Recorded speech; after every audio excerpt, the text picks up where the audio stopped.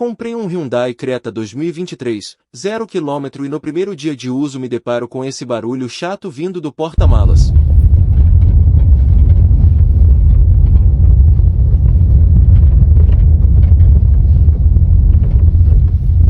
Com 3 dias de uso após muita procura identificamos de onde vinha exatamente esse barulho. Por incrível que pareça, todo esse barulho vem do tampão do porta-malas. Para ter certeza, removi o tampão e andei com o carro e 80% do barulho desapareceu. Fui na internet e comprei essa fita dupla face de feltro anti-ruído, apliquei nesses locais e resolvi meu problema.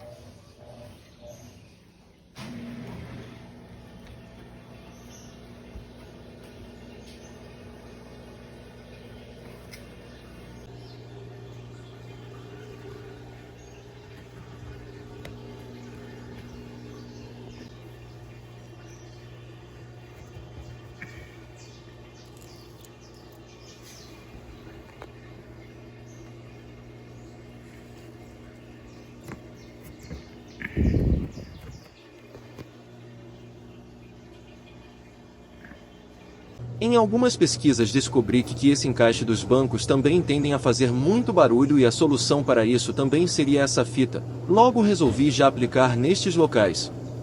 Gostou da dica? Dá uma curtida e compartilhe com os amigos.